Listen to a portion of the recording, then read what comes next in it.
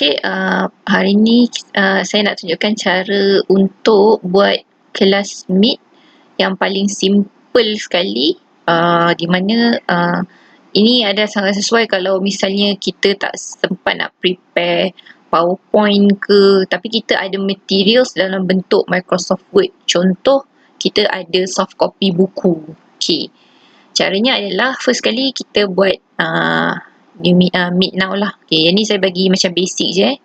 Meet now. So kalau misalnya kita nak buat meeting dekat dalam Teams, kita boleh pergi dekat Teams, kita meet dekat dalam Teams tersebut. Tapi sebab sekarang ni saya tak ada Teams, saya hanya pergi calendar. Saya buat meet now lah. Sebab saya cuma nak tunjukkan contoh je. So kita pergi kat meet now and then join now. Okay.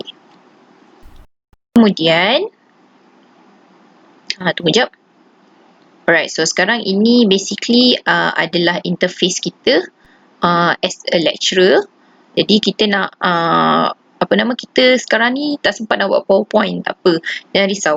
So apa yang kita perlukan adalah satu Microsoft PowerPoint kosong. Ini akan jadi kita punya whiteboard. Kecilkan.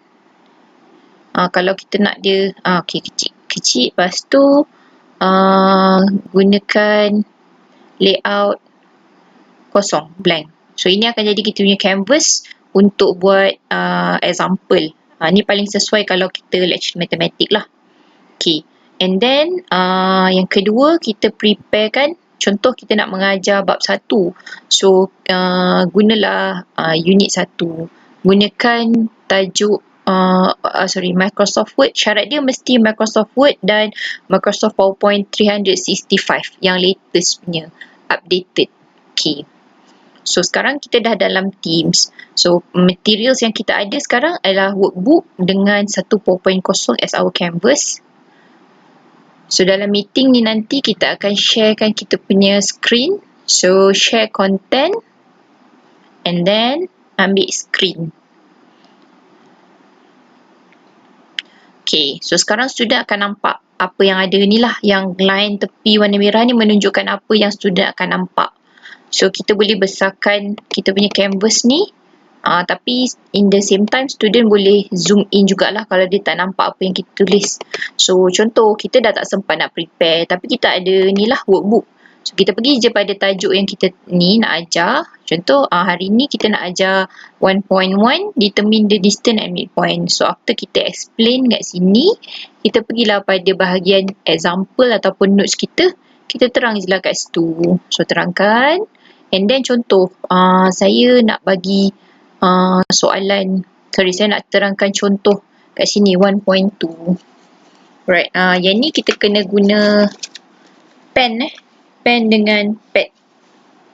Okay, so I want to explain yang find the distance between P13 and Q23. So caranya adalah ada dua kaedah. First kita guna draw. Ambillah pen ni, contoh. Kita explain je lah kat sini. So, PQ is equal, buat square root.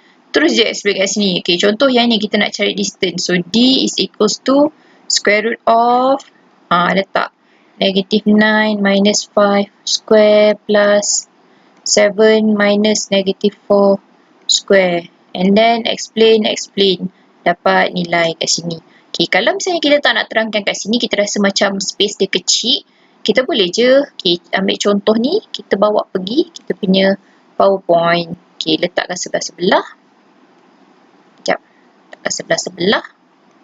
Okay, contoh kita nak explain. I want to explain the first example. Pergi dekat draw, ambil kita punya pen, so letak je lah. PQ is equals to square root of, sebab ni kita dah bagi kan. So kita nak buat example kat sini pula. So letak kat sini. Kalau kita nak besarkan, kita besarkan. Macam tu. Okay. 4 minus 5 square plus 3 minus 2 square. Explain dapat nilai. Okay, macam tu. Kalau contoh kita nak tambah soalan lain, kita tambah je lah slide baru. Buat soalan baru kat sini. Guna kaedah draw. So kita dah tak payah nak fikir nak guna whiteboard ke apa ke, kita just guna our PowerPoint as the canvas. So ini cara paling basic lah kalau kita tak ada whiteboard ataupun kita tak sempat nak sediakan PowerPoint, kita boleh guna kita punya workbook dengan PowerPoint kosong. Okay, mungkin ada yang akan tanya kenapa Microsoft Word dengan PowerPoint masing-masing tak ada draw. So actually ada draw tapi dia untuk Microsoft 365, dan kalau misalnya tak ada, kalau kita memang dah Microsoft 365 kalau tak ada, kita pergi dekat Files, pergi dekat Option, okay, and then pergi dekat Quick Access Toolbar. So dekat sini kita boleh cari kita punya draw. Sekejap. Mana ni? Oh, bukan. Customize ribbon. Sekejap saya lah. Okay. Pergi kat Customize ribbon, tengok dekat main tabs. Kalau misalnya kita tak ada draw kat atas ni, kat sini draw ni dia akan kosong macam tu. So untuk mewujudkan draw pada kita punya main tabs, just klik kat situ and then OK. So nanti tab kita automatically akan ada draw. Kalau tak ada juga, lepas klik tutup dulu, lepas tu buka balik semula. Kalau dekat PowerPoint pun sama. Meaning kalau kita dah Microsoft 365 and then tak ada, pergi dekat Files, Option, Customize ribbon, and then tikkan dekat draw. Nanti kita punya toolbar kat atas ni akan ada draw. So that is how kita mengajar paling basic lah, menggunakan PowerPoint dan juga kita punya workbook. So kalau misalnya kita dah tak sempat nak buat PowerPoint, at least kita dah ada materials untuk kita explain. Selamat mencuba.